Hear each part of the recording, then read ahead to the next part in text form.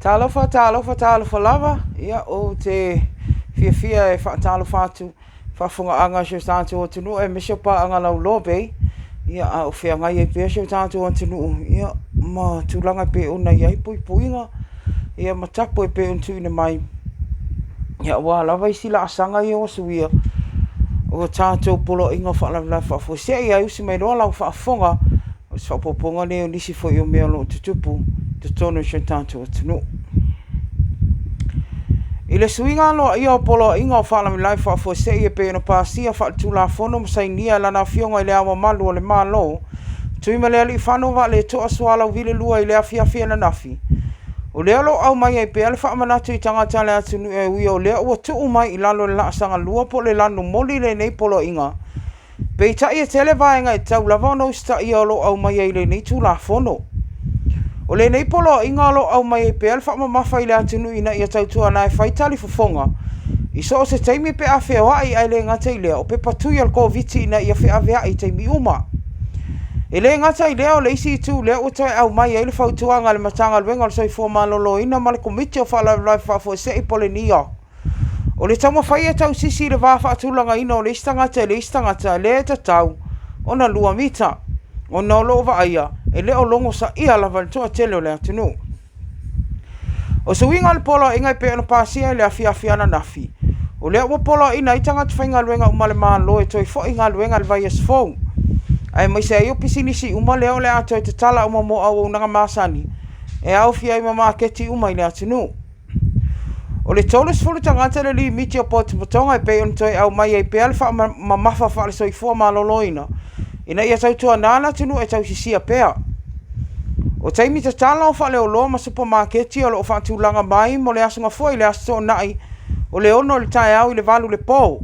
Ai mo marketi umalava e au fia i ma le marketi o ia. E mai le ono tae au i le ono le afiafi. Mai matua i whaasa ina lava. O na moe nisi i le po i maketi uma lava. O lo tapo fo i ta alonga i pe o bingo, casino, o loto ma po nesi te minei se ia iai se isi whaasi silanga i toi tuina mai le lumanai. O whale tani maa lolo o mwhai peo no fo i na atu le au nanga mo maa lolo o no fo ai te minei mai le asunga fua i le aso saa. O whaile ainga umalo o whaatanga o te tala mai le ono i le tae au i le valu le po, ai mo na o oka o mea tau mawhai ave, ai le mawhai o na tau sasami ni tangata i tono o so os whare ainga.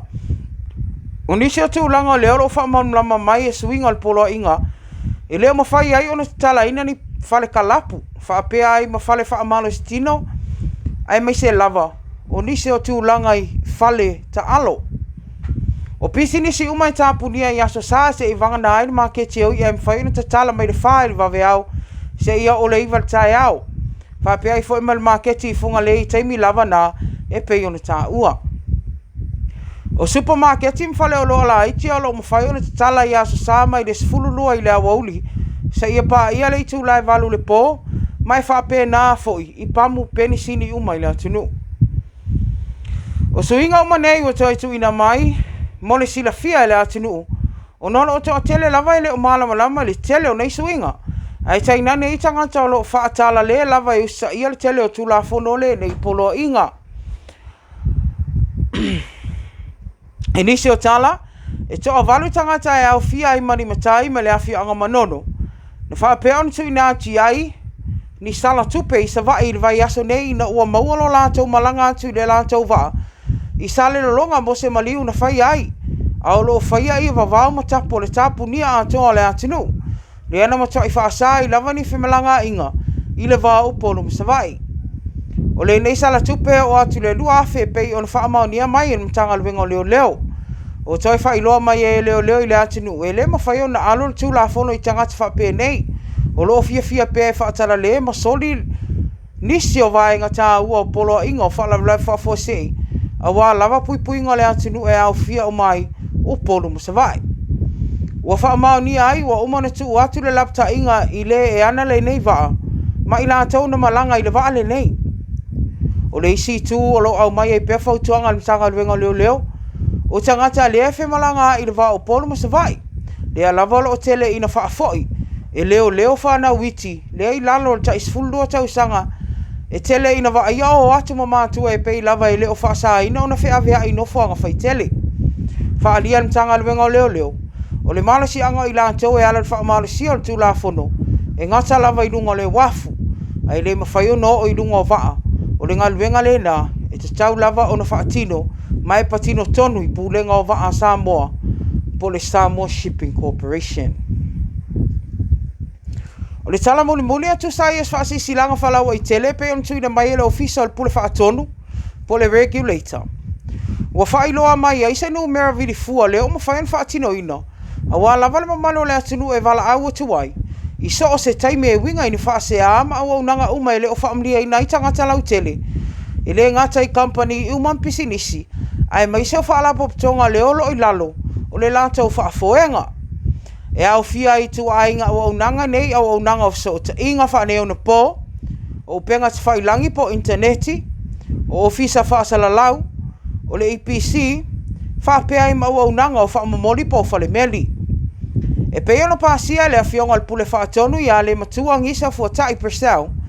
O le whaasi silanga whalau i tele. O le laina vili fuale nei e valu se lau o no valu fitu. E mawhaio na vili mai eisa o se telefoni i taimi whai ngā luenga.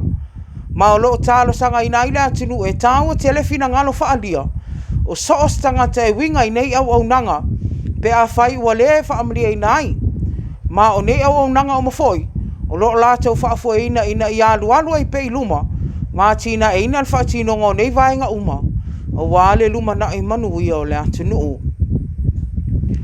Whafonga anga Samoa ia e meise o pā anga le loa pei. Le nei fo i asto o nai. Ia le aso tolus furu le nei o Januari. Ia ua toe tasi lava le aso whaamai al nei masina a matal tausanga. Whaama loa i whaulonga le atunu. E pea no whai atu e le tu ua i lava nga luenga tau longo. Ia e meise o whaamana tu pea i le atunu. A wai lea o ia e la mātou tau tua. Ia o tau e ala i tūlanga pe o na iai. Ia suinga o polo inga whalawala fose i pe ntui mai. Al whaamanatu, whaamole mole o loo wa aia pe alto atelo tangata e sāvari vali nunga le ana tele. E le ai man tali fofonga. Pe ia e fo ile le whaatela le ma le ano i tūlanga pe ntui mai. Ia o whaamanatu whaamole mole. Ai fo ia se ilonga e whaalongo mai se i tūlo wa whano sa soifua. Ia na whato ngā ioi fo ilea. Ia al whaamanatu o lisi wahenga pa ua te tātou Tala. Le nea fiafi, o lo ta tala pele ava noa mo tu winga. A wao lewa maua, to a tele a ilantou le fato alo lofi mai fai tu winga. Ina ua iloa wai te tono sa mol fa amai. Vai ane fale mai fai tu malo le olo amai pele fa malmanga i le ofisa o soi fo malolo ina. E fesiringi ai, ia ma fatino lo tui pui pui. Ia ai tātou tātalia ai, le tātou booster vaccine. Lea ua toia se anga ona amatalia fo ilea. Ia o tātou Tala na mo le nea fiafi, whamanuia le tua le anga i atu le asa pati ata e au. Tātou tau sia pēr tele o ai inga i pēr ntuina mai. Ia ma tātou ono sai pēr i nei taimi whaingatā. E tuu pēr i le atua nā te mawhai o na tafi a sea nei whaamai masio tātou. Tinua e mo te minei whamanuia le tua e whasau saunga nea fiafi, tō whasau i fua.